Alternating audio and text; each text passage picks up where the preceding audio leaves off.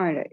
So me. So what is this graph basically indicating? Like that's what I kind of want to know. Like, Okay, so this was the cost graph, just to see that how different cost curves look like.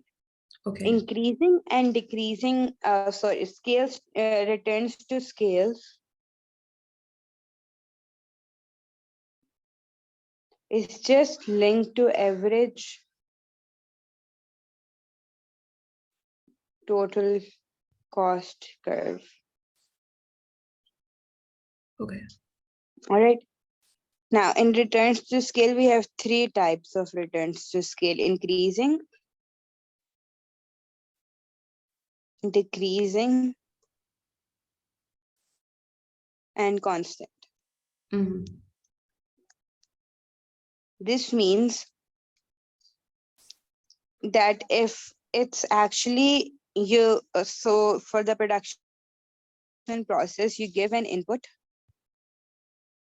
then it goes through a process of manufacturing, Mm-hmm. and then it builds an output, right? Yeah, Now, this theory is based on how much input you give and how much output is made. So if, for example, I give 100 units of input, all right, mm-hmm. and it manufactures and then it gives me 150 units of output. Yes, That means that this is increasing returns to scale because it's the output is more than the input. okay, If I do the same, if I give $100 in input and I get a return or the output made is just 80, this is decreasing returns to scale because the input is higher than the output. okay, And then if I give it 100 and it makes 100, this is constant returns to scale. okay, Constant returns to scale. Because it's equal, the input amount and the output amount is equal. mm-hmm. This is in terms of cost, right? The more the input, the more the cost, Yes, right? So that is why it is linked to average total cost curve, because we don't know if this amount in is a fixed cost or a variable cost, right? understood. Yeah, okay, yeah, Therefore, we look at the total cost. Now, this is my average total cost curve. mm-hmm. Now, at this point, where my output and this is costs, where my costs are decreasing, Yes, as my output increases, my cost decreases. This is increasing returns to scale.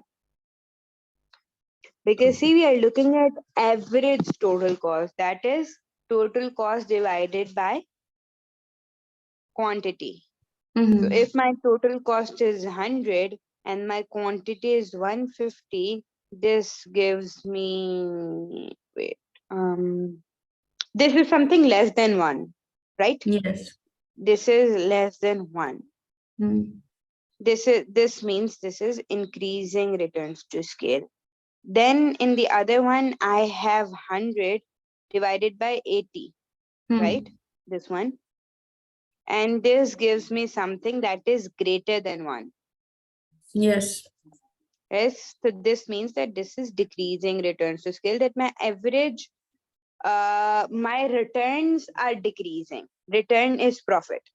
So if my average cost is increasing, it's greater than 1, then my profit is decreasing. Because remember, the formula for profit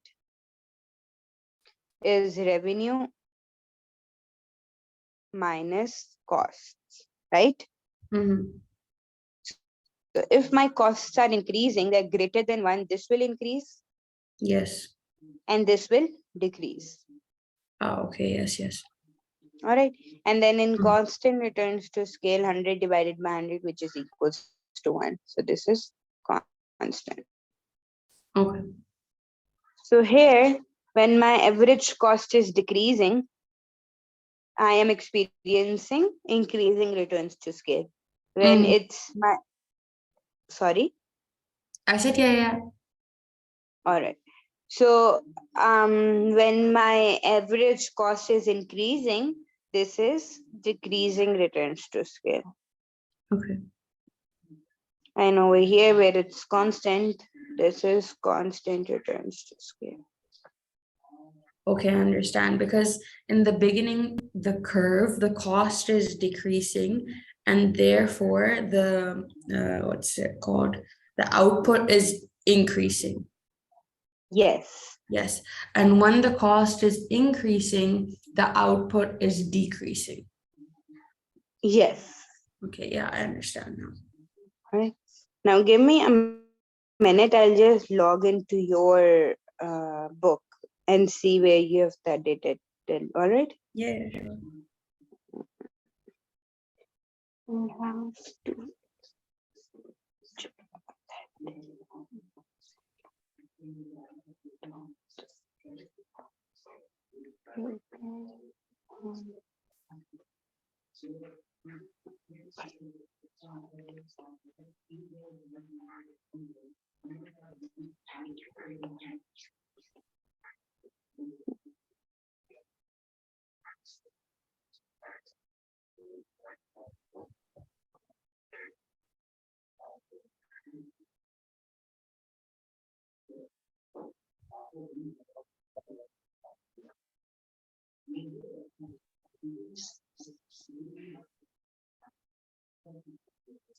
Yes, I think this is exactly where till where you studied. Now let's move on to uh, market systems. Mm-hmm.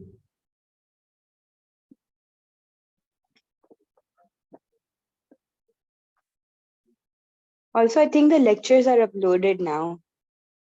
Okay, and how can I access them? Because I still don't have any like portal login details or anything, so I'll have to ask the sir again on the group chat. I'll remember to do that after class today. Yeah, all right. Market systems. You remember in the very first class, Yes, I we told talked. you, yeah. So So we talked one about experiment. Mm-hmm.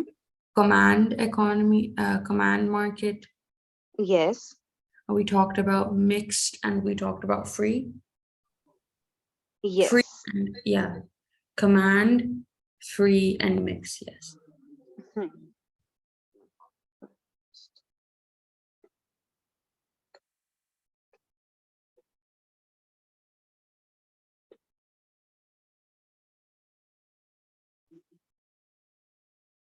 So this was one thing, and then there is pre-market, mhm, and there is command, and in between it's mixed. Mhm. Okay. Now the lower one in free market, mixed and command. In free market, it's very simple. So when we are talking about market structures, we usually don't look at free market, mixed and command. Instead, we look at perfect competition, monopolistic competition, oligopoly, and monopoly. Okay. Now, basically, free market system is where all the resources and all the decisions are made by private individuals. Yes. Alright. So, if for example, I am in Dubai, and if I own a business, I'm in a free market. Mhm. And if all of the businesses are owned by private people who are living in Dubai, then all those business combined will make a free market system. Mhm. But in certain countries like South Korea, all the decisions are made by the government. How Yes. much people are going to earn, what they are going to produce, how they're going to produce, how much hours they will work. All of these decisions are taken by the government. Mhm. In such a case, we say that it is a command economy. Mhm. All right. but there are none, like other than South Korea and a couple of more countries like Cuba and a few more.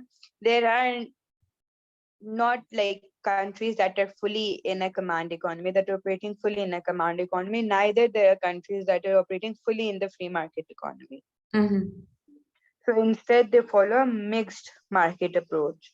So this Yes. means that certain sectors like education, health, um, these kind of sectors are owned by the government, because again the aim of the government is welfare maximization, and other businesses are owned by the individuals and by the private individuals. Mm-hmm. Government takes control of these areas like health, like education, infrastructure, just because they know that their main aim is not profit, and they'll do it for the welfare of people, for the betterment of their nation. They So and that they will also lie. know. Hmm. Sorry, Yeah. so that will lie under mixed. Yes. Mm. And then they also know that the private individuals won't work on this because this is not generating any profit. Yes. Private individuals would rather work on stuff where they can earn something. Yes. All right. Now moving on, these were the three broader type of market systems. In this, there comes four like more specific market systems. The first one is perfect competition. So today we're going to cover perfect competition and monopolistic competition. Do you have any Okay. idea what both of these are? Mm, nope. All right. So perfect competition means that there are certain characteristics for perfect competition, but for the general understanding, it means that it has a lot of firms, A like lot of huge what? firms, a lot of Firms. businesses. Yeah. Mm-hmm. So there's a huge number of businesses who are producing homogeneous products. Like their products are completely identical. Okay.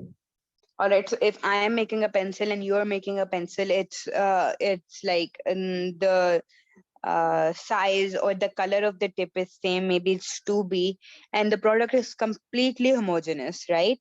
Yes. Then the firms are considered to be in a perfectly competitive market. Okay. And so, since they are in the perfectly competitive market and there are a lot of firms that are making the same product, the consumers, if some one person is charging a higher price, the consumer can easily go to the other person, Mhm. Yes. right? Now, do you know what barriers to entry are? So like maybe like it's difficult for like a producer to come into like a different country or a state to sell their product.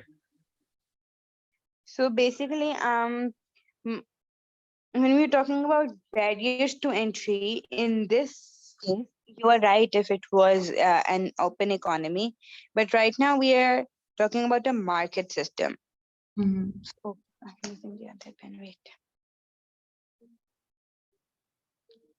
market system,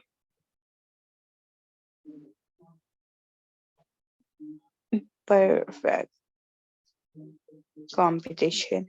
So now, so far we know that the goods are homogeneous, Mhm. right? Yes. Second, we're talking about barriers to entry. Barriers to entry mean that any firm can easily come and go out of the or into the industry. Okay. So if I see like there are a lot of people who are producing suitcases, and I see that this market is generating a lot of profit. So me being an outside person, I can easily come into this business and there will be no stoppage for me. There will be no barriers for me. Understood. All right. So in perfect Hello?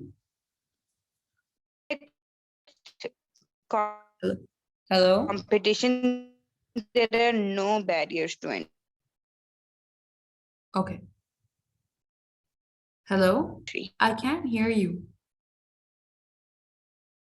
or exit. Hello? You keep Anybody can easily. Hello, can you hello? hear me? Hear me now? No, your voice keeps getting stucky.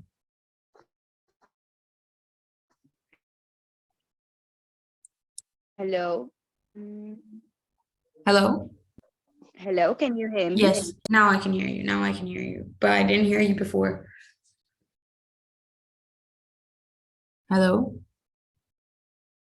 Now I can't hear you again.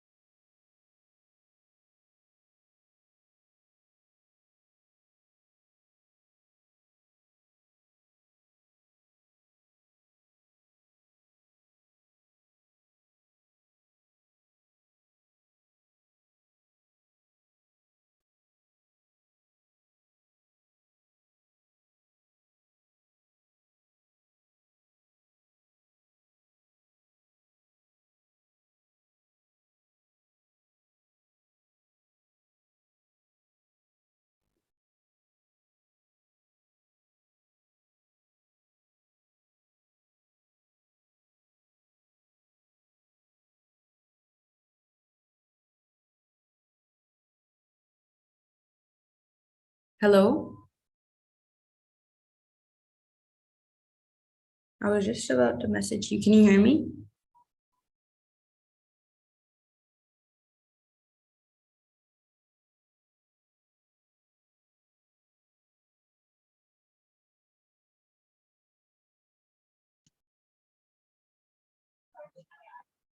Hello?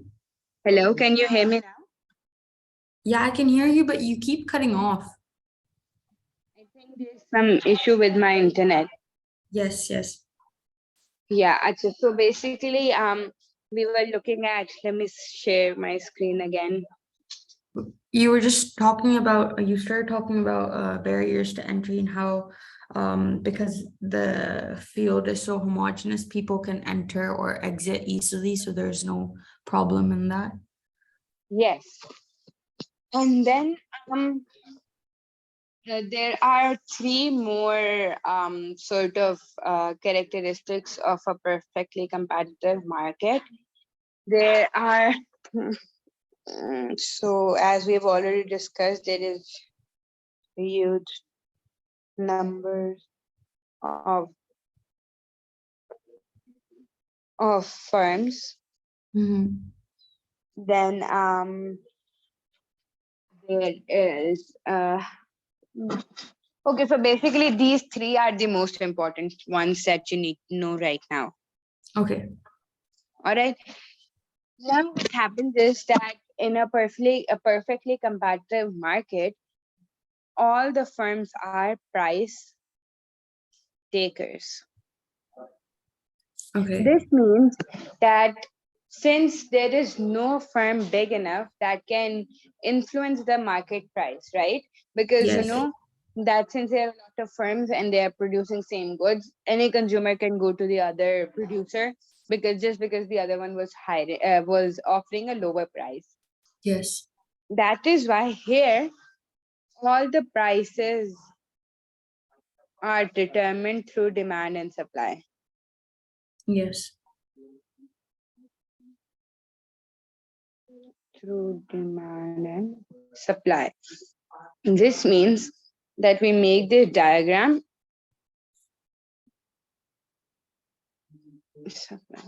This point This is the price that all the producers are going to charge for their product. Okay. All right. Mm-hmm. This is the demand curve for a market.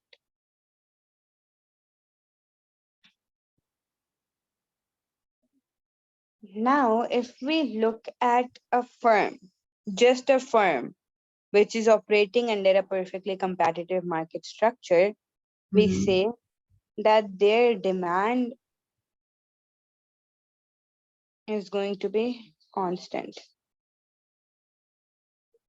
Like the price is going to be constant. Demand varies, but the price stays the same because it comes from this curve.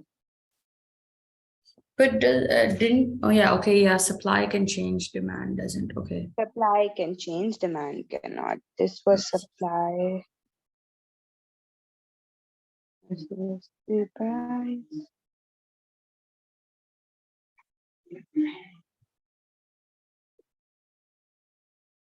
So always remember that your demand curve is derived from the market demand and supply. The firm's demand curve is derived from the market equilibrium. All right. Whatever the price is there on the market equilibrium, that basically becomes the demand for your uh, firms like products. All Okay. right. And then the supply is the same. If, for example, now let's say your demand curve can also shift, but that would only shift if there is a shift in this curve. Yes. Yes, I know what you're saying. Yeah. All right, good. Now let's say, let's bring cost to this curve. Let's Mm. just talk about this curve now, and let's bring cost to these curves. Okay. All right. Now let's say that this is my, Marginal. yeah. So when we are taking in cost curve, we actually remove the supply curve. Why? Because we say that marginal cost curve, this part to this part, is basically showing your supply. Okay. All right, that's why whenever we are doing an analysis, we take out the supply curve. Mm-hmm. All right, now this is our marginal cost. Do you know what marginal revenue is? The extra revenue you're creating for every unit. Yes. So if you sell an additional unit, the revenue that is generated from selling that additional unit is basically your Marginal revenue. marginal revenue. Yes. And in economics, where your marginal cost is equals to your marginal revenue, that is your profit maximization point. Okay. All right. Why Mm-hmm. is this so? You might be like thinking that profit would be maximum when your MC is less than your MR. No? Yes, I was gonna say that. Yes. But at this point, the firm sees a gap.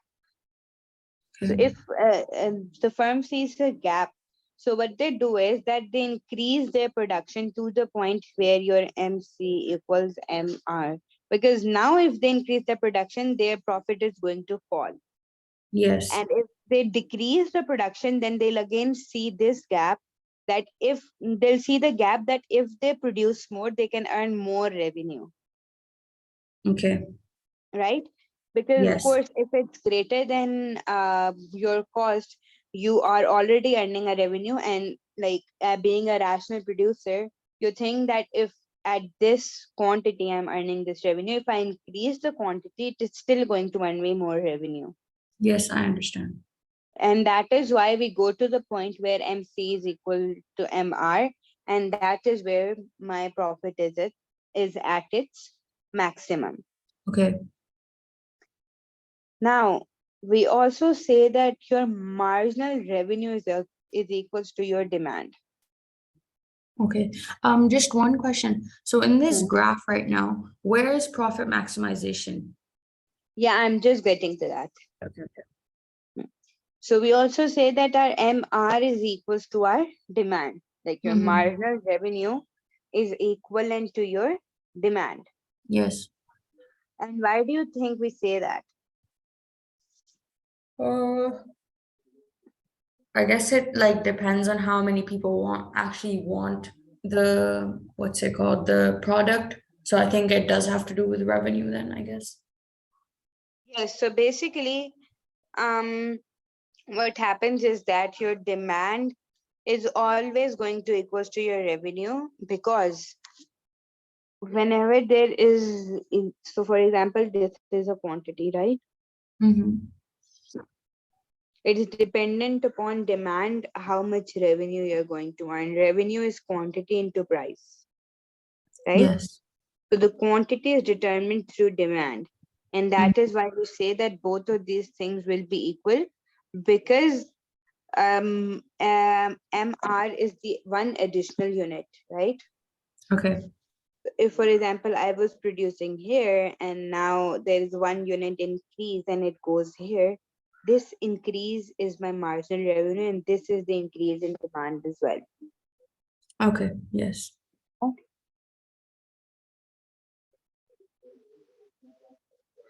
Now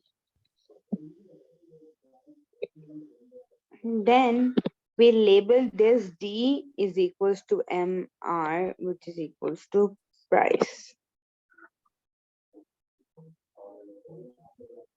Is this making sense? Yes, it is. Perfect sense. All right, so now this point is your profit maximization point. Okay. I thought so. Yeah. Okay. Now let's bring in more curves here.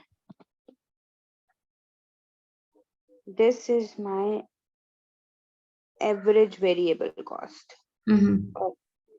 Average variable cost, and this is my average total cost. Okay. And see, my cost curve is below my profit maximization point. Yes. Yes.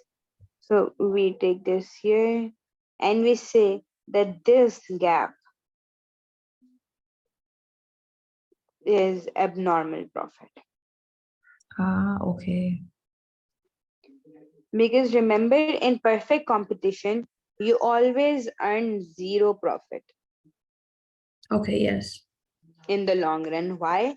Why would you want to earn zero profit? This is because that we are looking at the economic profit and not at the accounting profit. There's a difference between economic profit and accounting profit. Do you know what's the difference? I'm assuming like accounting profit is like the money you're personally getting from the revenue.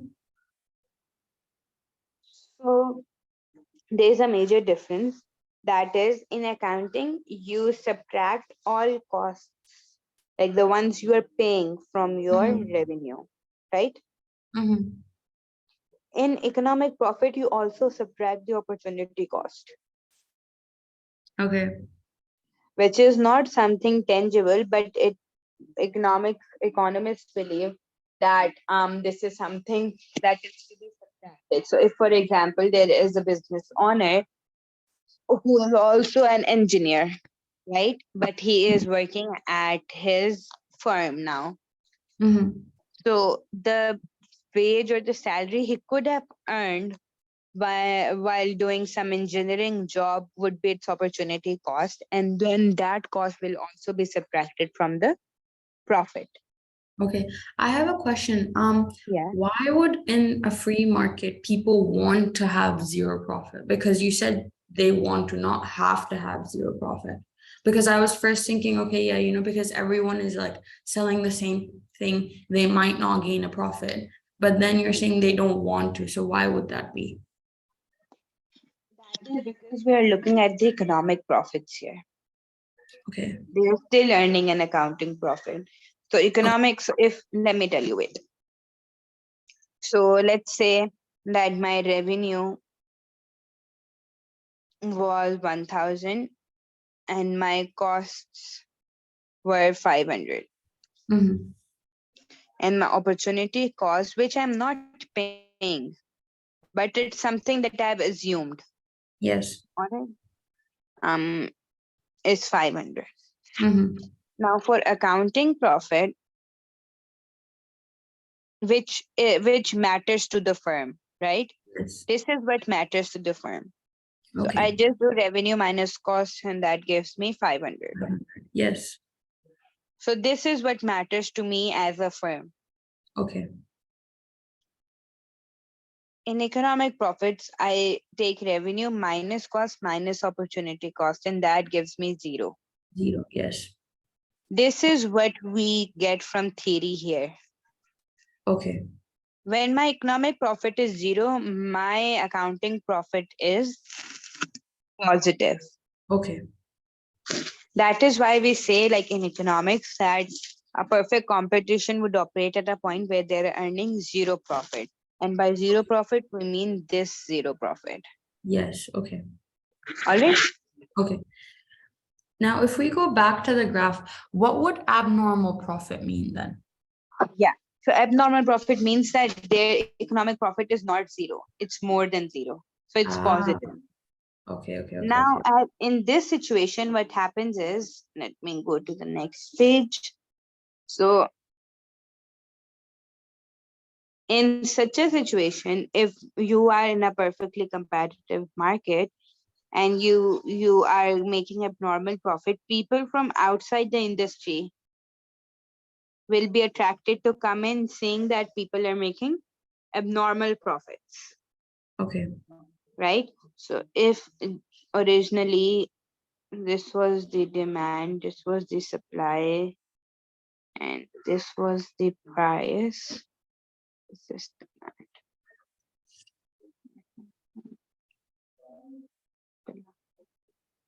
MC. This was my ADC, and this was my AB.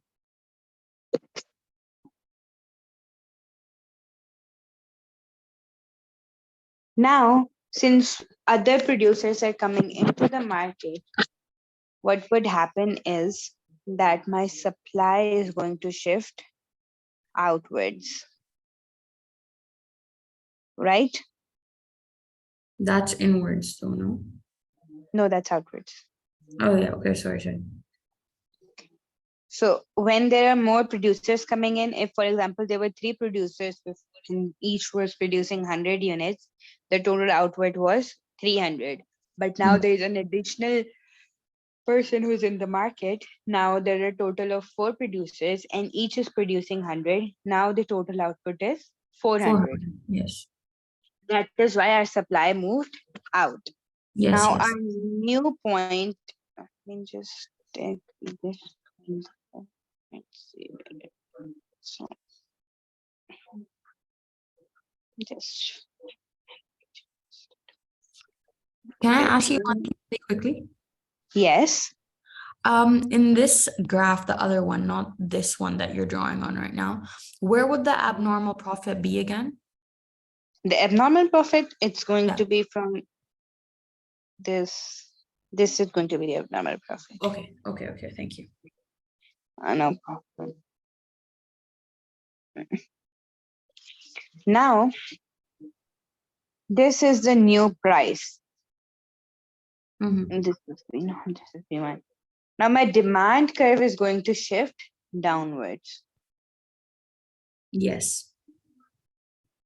Now, And this your point, TC will go up. So then there will be no abnormal profit then. yes, this is where there is zero profit. Ah, okay, okay, okay. All right. Okay, so So the take. only way that Mhm. they, sorry, excuse me, the only way they can make zero profit is if in the market system there's a increase or like, yeah, there's more suppliers then. Yes. Okay, makes sense. So like in always remember that in the long run, perfect compat perfectly competitive markets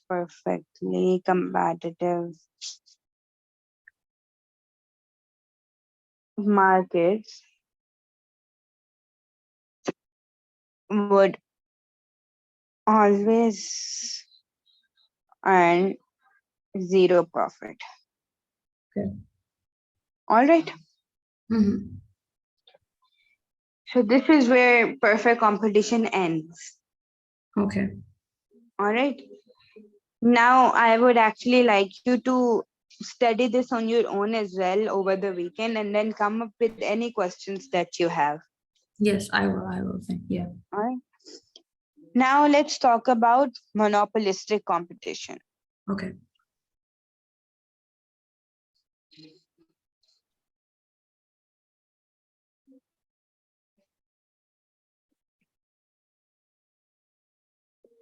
So monopolistic competition is we've studied like in perfect competition that the products are homogeneous, right? Yes. Yes. In monopolistic competition, the products are somehow similar, but they vary as well. Can you see my How? screen? No, it disappeared. I was about to say that. Wait, let me open it, turn it on. Can you see it now? Yeah. All right. So in monopolistic competitions, your products are kind of homogeneous, but they differ like very slightly. They're different. So Okay. that could be cases of restaurants, right?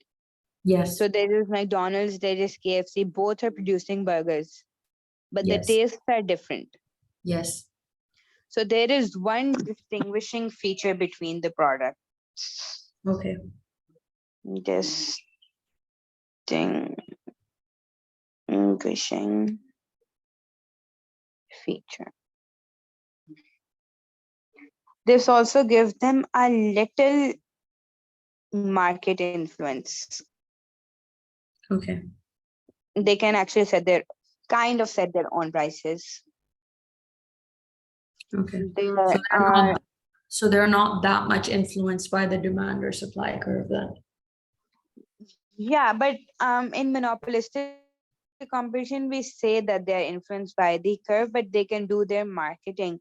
In a Okay. sense that they do their marketing, and that leads to maybe if have a successful marketing campaign, they can charge a little bit higher prices. Well, for example, McDonald's does a very successful marketing campaign, and so KFC is charging $2 per burger, but McDonald's can charge $2.5 per burger Understood. just Understood. because they're more popular. Then there are very few barriers to entry. Okay. Barriers to entry. So, can you think of any other market that is a perfectly competitive? Oh, sorry, that is a monopolistically competitive market. So like you could think about like Nike and Adidas, then they both have like shoes, but the I guess the material or the brand itself is a bit different. That is a good example. Then there can also be car manufacturers, Yes. right? So also, um, like in perfectly competitive market, it also has a large number of consumers and sellers. Number of consumers and producers. All right. Okay. Okay. So in all of these, like whenever we are studying perfectly competitive market or monopolistic competition, we are assuming that consumers and producers have perfect knowledge, Okay. all right, about the product. Perfect knowledge.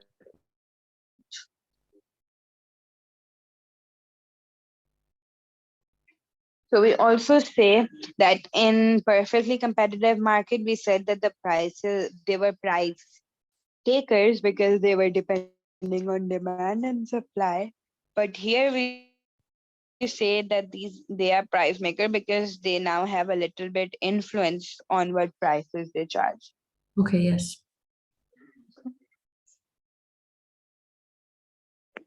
Now, when they have influence over their price, do you think they would still have do you think they will still have a horizontal demand curve? Um, I want to think so, but at the same time, I would think that sometimes their demand could go up as well. Hmm. A slight curve up, so it's not constant. Yes. So basically, here we cannot assume that our MR is equals to our demand. Yes. All right. So we say that this is a demand curve Okay. and this is our MR. Our MR will always be less than our demand curve because this is telling us one additional unit. This is Okay. telling us about one additional unit. Okay. Now, since it's a monopolistic competition, let me first make all the curves wait. And then the supply would be simple. This would be our price. Like if it was a perfectly competitive market, right? But now Would the supply and this, yeah, okay, I was gonna say the line that was going through the marginal revenue and supply, would that point then be maximum profit? yes. Mhm. So if this is my marginal cost, this point is my profit maximization point. Yeah, okay. But since I can influence market prices, I would always like to earn more profit. What I'll do is that I'll sell this quantity, but I would not use this price. I would Ah, go okay. to my demand curve. I'll use this price. Ah, okay. All right, this is what means when you have a, but it means when you have a perfectly, oh, sorry, a monopolistically competitive market that you can influence the price.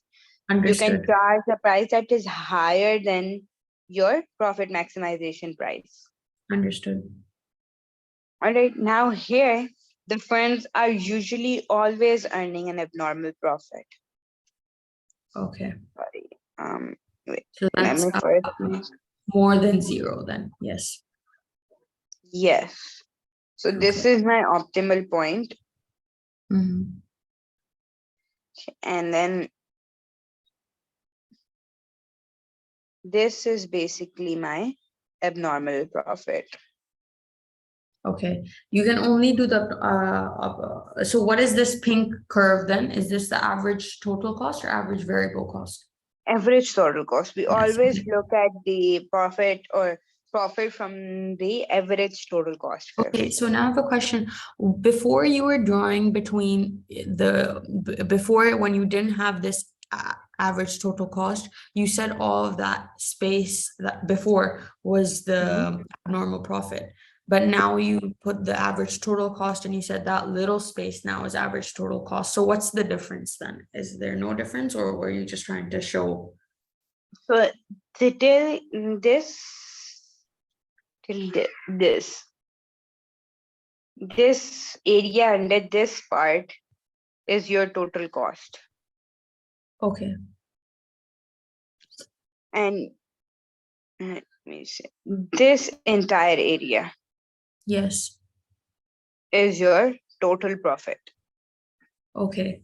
Sorry, total revenue. Sorry. Okay, so the shaded area is total revenue, and the pink scribbles are the abnormal profits. Yes, Okay. because we subtract the revenue from the cost. So if this is the larger area, we subtract the smaller area from that is the cost from the larger area, which are the revenues, we get the profit. Also, okay, so just to confirm when I'm going back over the notes, the Yeah. shaded area is the revenue. Yes. This green scribble is the total cost. So what you're Yes. gonna do is you're gonna subtract revenue from the total cost, and then you're gonna get the abnormal profit. Yes. I'm just Okay. highlighting this area as well. The Okay. blue ones are costs and the orange one is revenue. Okay, so you subtract the whole thing. So this whole thing, mm, before that was shaded all pink, from the Yeah. total cost, which is now shaded green, you get the scribble pink, which is Yeah. abnormal profit. Profit. Okay, Yes. yeah, yeah, makes sense. Makes sense. So other than the other than your perfectly competitive market, there is no other market system that would earn zero profit. Okay. All of the other market systems always earn abnormal profit. Okay. We know that monopolistic competition is somewhat similar or closer to the perfectly competitive market, but at the Yes. same time, we also know that they can influence their prices. Exactly. And Yes. once Yes. they can influence their prices, they can earn abnormal profit Yeah. in the I long was run gonna. as Yeah. well. Definitely. All right. Mhm. Now, do you have any questions with this or with perfectly competitive market? No, it all makes sense. All right. Let me give you a self-assessment task, Mhm. and you can try if you can do it Mhm. because it's about monopolistic competition and perfect competition. Mhm.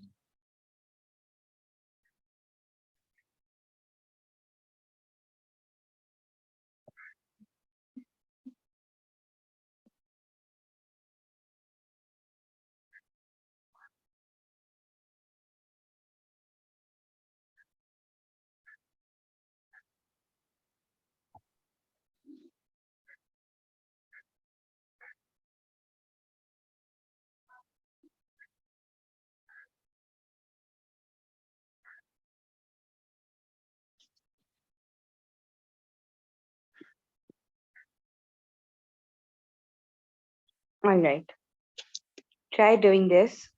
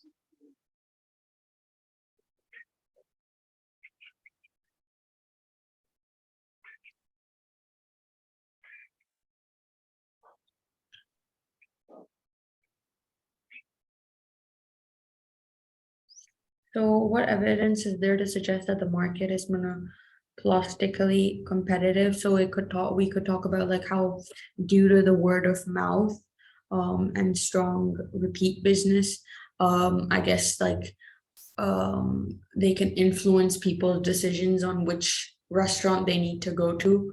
And like they say, there's so many of the restaurants, but in that certain area, like, Eastern cuisine is so famous that people take it seriously, and they have like specific restaurants they go to. So I think word of mouth in this situation can be influential, and so that's one thing that could lead to monopolistic competition. Am I right? Yeah. Yeah. Yes. Yeah. Um, How about So question number for, two? yeah, for additional like evidence, maybe like we could look at like how much abnormal profit they make, maybe, and the more they make, that means the more monopolistically competitive they are, I guess, because there are so many restaurants. So like looking at each restaurant's maybe revenue, or like even like abnormal profit, we could suggest, okay, yeah, maybe this restaurant is more monopolistically competitive, I guess. What do you think? Yes, you are right. But how about you, some example from the text? Hmm.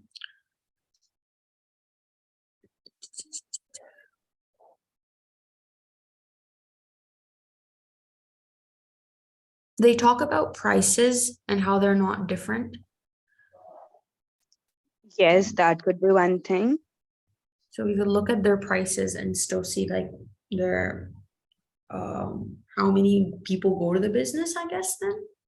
Yeah. So basically, I would suggest that for question number one, you just say that different restaurants with different tastes suggest that it's a monopolistically competitive market, right? Yes. Then for question number two, you talk about the prices thing and the word of mouth and strong repeat business to earn a living, right? So talk Yes. about this and say that in a monopolistically competitive market, we know that they highly rely on um marketing good about for market to market the good in their firm, and through word of mouth they're able to do that. That makes it certain that this is a Yes. monopolistically competitive market. Makes sense. For Hmm. question three, it says, why is the market for curry establishments in Bradford not perfectly competitive? So perfectly competitive would mean that everyone is the same, but they're not the same, because it talks about how like everything is different there. Like it says, to an outsider, a curry may be a curry. In Bradford, this is certainly not the case. Each establishment tends to have its own take on, the different food items in. So that could be one reason why it's not perfectly competitive, because each restaurant has a different taste or a different take on a certain food item. Yes, exactly. And it says variations in the products are usually indicative of the region. Yeah, so in perfectly competitive market there is no variation. Yes. All right. Yes, so I think this makes sense to you now.